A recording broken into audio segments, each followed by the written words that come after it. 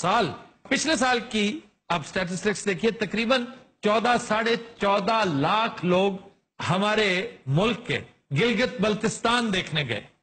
اب گلگت بلتستان جنت نظیر مقام ہے، وہاں پر ایک سے ایک جگہ ایسی ہے کہ بندہ سوچتا ہے کہ ایک لائف ٹائم ناکافی ہے یہاں گزارنے۔ آپ کے 10 لائف ٹائمز ہوں تو صرف گلگت ہنزا والی سائڈ وہ کور ہوتی ہے، بلتستان اس سے ہٹ کے ہے۔ Either these places are tourist friendly or not. They are extremely tourist friendly. Our tourists are not very good. آپ دیکھیے کہ 14.5 لاکھ پچھلے دفعہ گئے، اس سال توقع ہے 25 لاکھ پلس کی۔ لیکن غور کریں کہ ہر سال ہم کتنے ہزار ٹن کوڑا کرکٹ اور کچرا اس جنت نظیر مقام پہ پھینک کے آتے ہیں، اور کیا وہاں پر انفراسٹرکچر ایسا ہے کہ وہ اس کی تاب لا سکے؟ وہ تو خود بیچارے انتہائی محدود وسائل کے مالک ہیں۔ چنانچہ یہ اولین معاملات میں سے ایک ہونا چاہیے کہ ٹورزم آپ نے سن رکھا ہے، اس کے کچھ آداب بھی ہوتے ہیں۔ پھر ایک بہت بڑا المیہ ہمارا وہ ٹریفک ہے کہ ٹریفک کے ساتھ ہم جو کچھ لاہور میں کرتے ہیں وہی گلگت بلتستان بھی کرتے ہیں۔ اب پرابلم یہ ہے کہ وہاں پر بڑی خطرناک سڑکیں ہیں، ہر سڑک آپ کی شاہراہ ریشم نہیں ہے، کراکرم ہائی وے نہیں ہے، وہاں چھوٹی سڑکیں بھی ہیں۔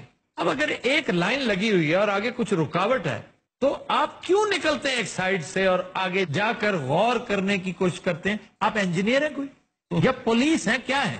یہ بڑی عام بات ہے جو بتانی ضروری ہے۔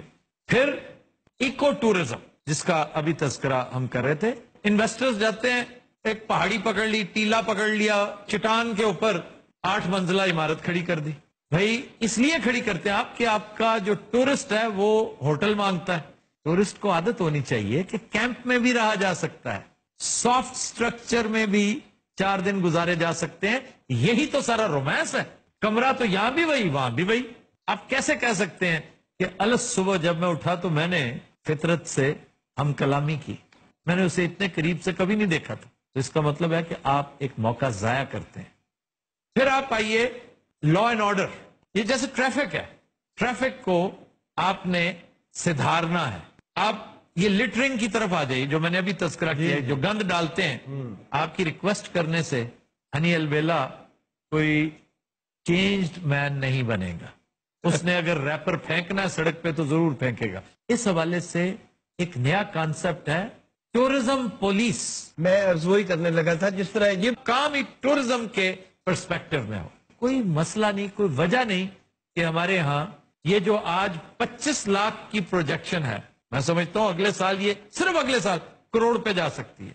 اور جب کروڑ بندے یہاں سے نانگا پربت دیکھنے جائیں، آپ 2 چیزیں ذرا تصور کیجئے کہ وہاں کی اکانومی پہ اس کے اثرات کیا ہوں گے، پھر وہاں کی سڑکوں پہ اس جم غفیر کو دیکھ کے، اس گہما گہمی کو دیکھ کے، ایک نئے ٹورزم کلچر کو پنپتا دیکھ کر انٹرنیشنل ٹورسٹ کس قدر اٹریکٹ ہوگا، اور اس کے پاس اور کوئی چوائس نہیں ہوگی ماں سوائے اس کے کہ ہماری ایمبسیوں میں جا کر تھپے لگواتا